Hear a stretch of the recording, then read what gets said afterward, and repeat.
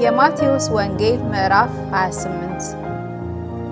በሰንበትም መጨረሻ መጀመሪያው ቀን ሲነጋ መግደላዊት ማርያምና ሁለተኛይቱ ማርያም መቃብሩን ሊያዩ መጡ። እነሆም የጌታ መልአክ ከሰማይ ስለወረደ ታላቅ የምድር መናወጥ ሆነ። ቀርቦም ድንጋዩን አንከባሎ በላዩ ተቀመጠ። መልኩም እንደ መብረቅ፣ ልብሱም እንደ በረዶ ነጭ ነበረ። ጠባቆቹም እርሱን ከመፍራት የተነሳ ተናወጡ፣ እንደ ሞቱም ሆኑ። መልአኩም መልሶ ሴቶቹን አላቸው፣ እናንተስ አትፍሩ፣ የተሰቀለውን ኢየሱስን እንድትሹ አውቃለሁና እንደ ተናገረ ተነስቷልና በዚህ የለም። የተኛበትን ስፍራ ኑና እዩ። ፈጥናችሁም ሂዱና ከሙታን ተነሳ፣ እነሆም ወደ ገሊላ ይቀድማችኋል፣ በዚያም ታዩታላችሁ ብላችሁ ለደቀ መዛሙርቱ ንገሯቸው። እነሆም ነገርኳችሁ። በፍርሃትና በታላቅ ደስታም ፈጥነው ከመቃብር ሄዱ፣ ለደቀ መዛሙርቱም ሊያወሩ ሮጡ። እነሆም ኢየሱስ አገኛቸውና ደስ ይበላችሁ አላቸው። እነርሱም ቀርበው እግሩን ይዘው ሰገዱለት።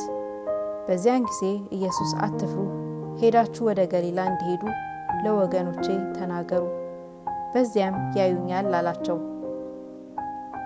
ሲሄዱም ሳሉ እነሆ ከጠባቆቹ አንዳንዶች ወደ ከተማ መጥተው የሆነውን ሁሉ ለካህናት አለቆች አወሩ።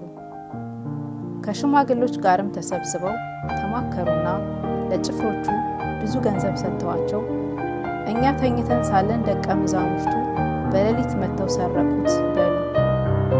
ይህም በገዢው ዘንድ የተሰማ እንደሆነ እኛ እናስረዳዋለን፣ እናንተም ያለ ስጋት እንድትሆኑ እናደርጋለን አሏቸው። እነርሱም ገንዘቡን ተቀብለው እንዳስተማሯቸው አደረጉ። ይህም ነገር በአይሁድ ዘንድ እስከ ዛሬ ድረስ ሲወራ ይኖራል። 11 ደቀ መዛሙርት ግን ኢየሱስ ወዳዘዛቸው ተራራ ወደ ገሊላ ሄዱ። ባዩትም ጊዜ ሰገዱለት፣ የተጠራጠሩ ግን ነበሩ። ኢየሱስም ቀረበና እንዲህ ብሎ ተናገራቸው፣ ስልጣን ሁሉ በሰማይና በምድር ተሰጠኝ። እንግዲህ ሂዱና ለአሕዛብ ሁሉ በአብ በወልድ በመንፈስ ቅዱስ ስም እያጠመቋችኋቸው ያዘዝኋችሁን ሁሉ እንዲጠብቁ እያስተማሯቸው ደቀ መዛሙርት አድርጓቸው። እነሆም እኔ እስከ ዓለም ፍጻሜ ድረስ ሁልጊዜ ከእናንተ ጋር ነኝ።